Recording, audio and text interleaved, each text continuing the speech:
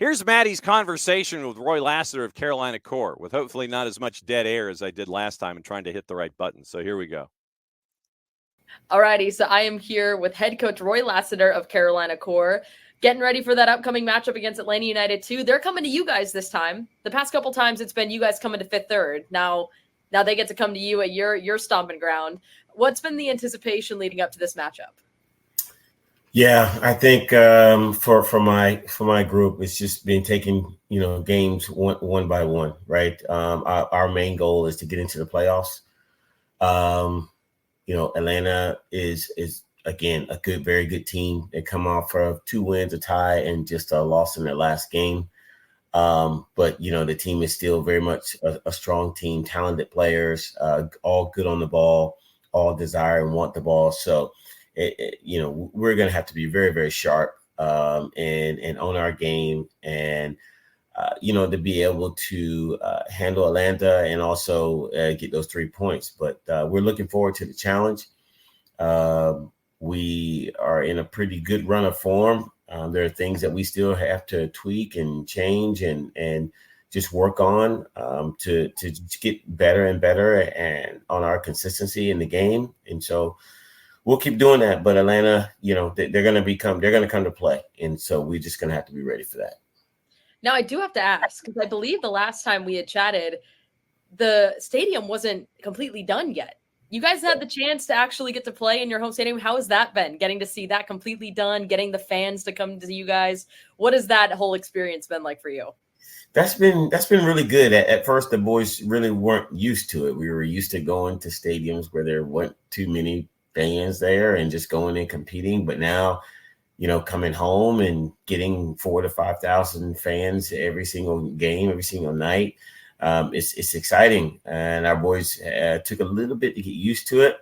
Now I feel that they're starting to get a little bit more comfortable in their own house.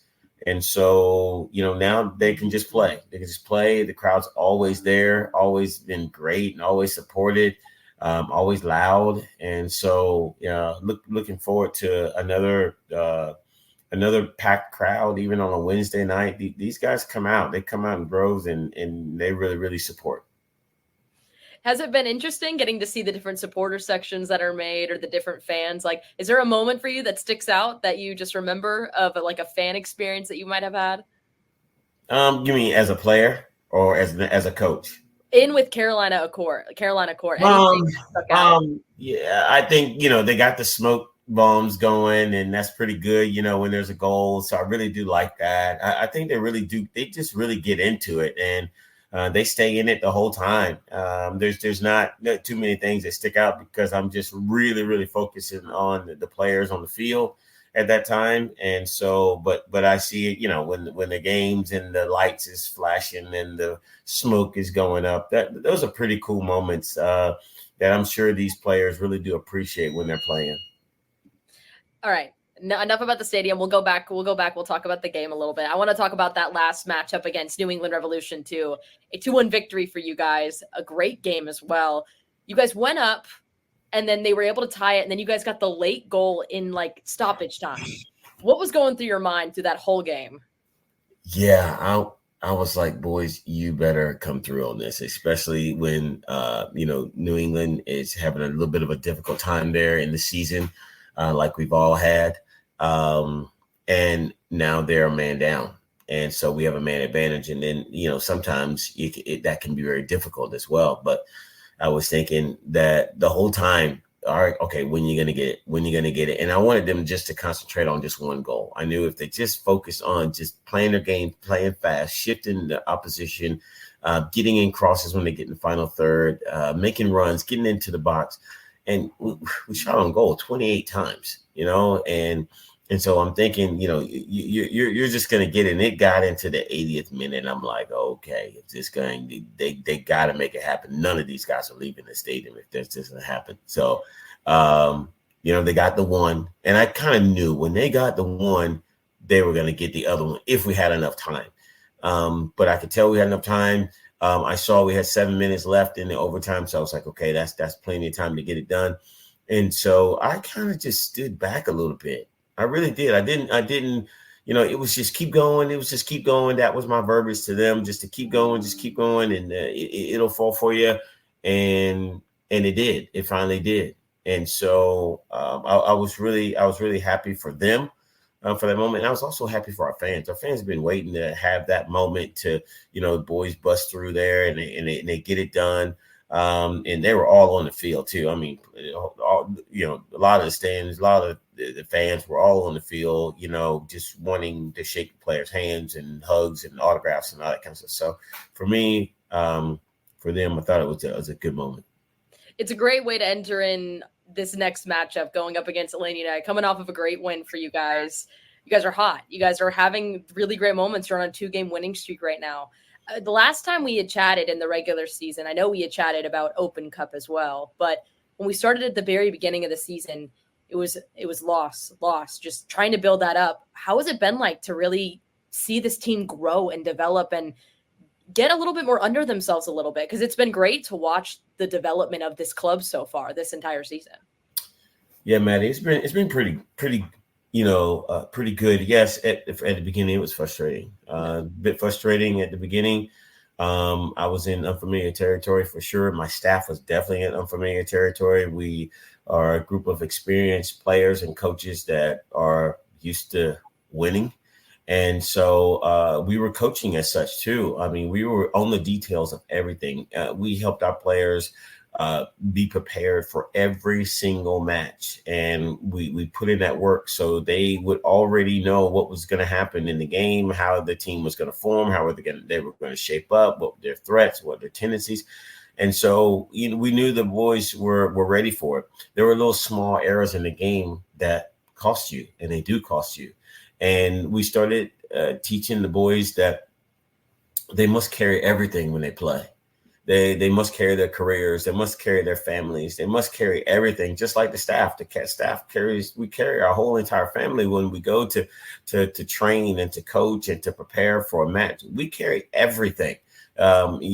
These players can't just carry little satchels and little, little backpacks. No, you got to carry everything when you play. It's everything. And so now they started putting that in perspective on the weight of everything, and what I mean by that is like, okay, we play on principle. We don't play on preference. Preference is when you don't feel like running here or you want to run over here, but the team's principles are this, and it needs to stay like this. When you decide not to really hustle and get back and run back with everything, and then we're talking 100%, not 50%, not a jog back, or not believing that your teammate will get it for you. No, you get back in this space. You get back to mark. You get back to hustle. You get back to close the space. And when you don't, you are really letting those 3 points go.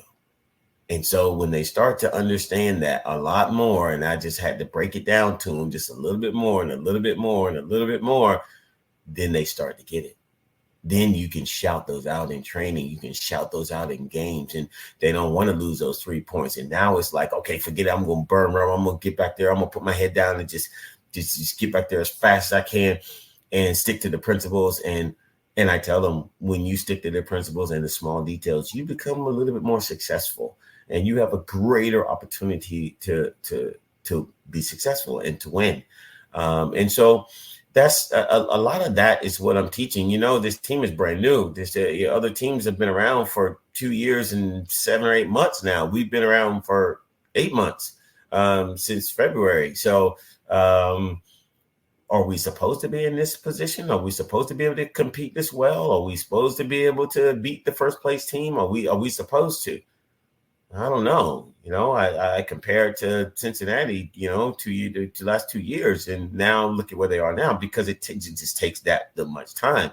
And so we nearly have the youngest team in the league, and we have a brand new team where players are coming from all around and have different experiences and talents and been taught different things. And now they are coming to myself and my staff, and now we are trying to incorporate a methodology of how we want to play, and also at the same time have a style on how we want to play too as well. So putting that all together does take time, and to explain that to an ownership group sometimes it can be difficult. But once we're given the time and once they've understood that, Now they kind of understand the process a little bit better.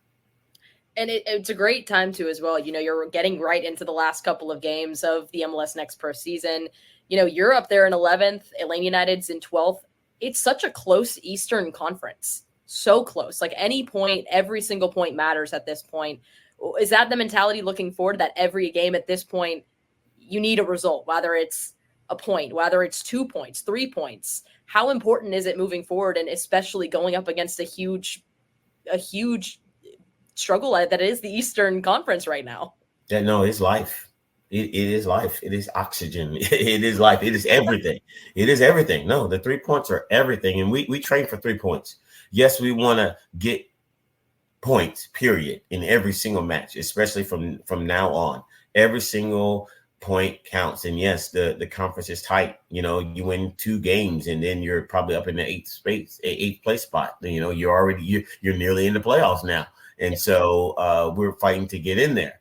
And right now our goal is to get in the playoffs.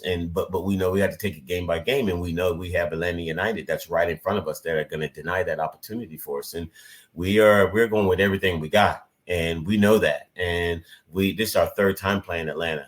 We know them. They know us. So, and we both been on a pretty good streak here. Atlanta just fell short the last game, but they've been up there too. They've been rolling themselves. So it sets the stage for a good match, for a competitive match.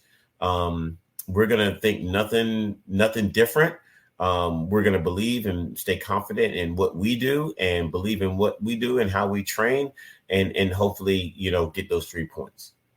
I'm interested. It's always so fun whenever you get the MLS Next Pro matchups, because you always play them 3 times. So especially with us, it's, we won 1, you guys won 1, and now it's, hey, this is it. This is the last time you're seeing each other. So this is kind of like the tiebreaker a little bit. This is going to be a who can come out on top moment. It's going to be a fun one, though. This is the one I had circled a little bit. I just think every single time we've played you guys in anything, I feel like it's always such a fun matchup. Yeah, I believe both of these teams have gotten it together. Both of them have gotten it together. Both of these teams have gotten a little bit closer to now a little bit more consistency. We both hit our bumps. We both had our lumps.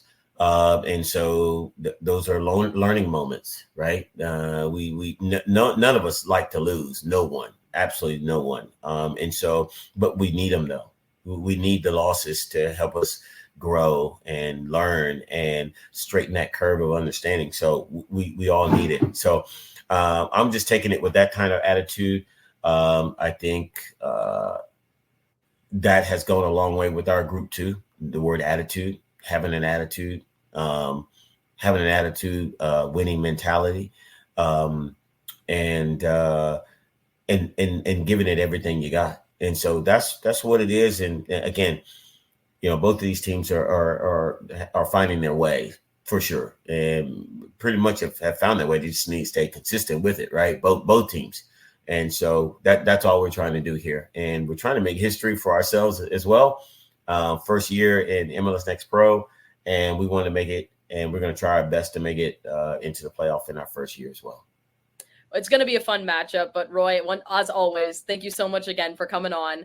Listen, we got to get the SDH crew out there and come watch the game. I want to come to the stadium. I got to see what it looks like. Well, I don't know what you're going to be doing in the next couple of days, but it's going to be happening there, here at the Truist Point Stadium here in High Point, North Carolina. So you might want to find your way to get there.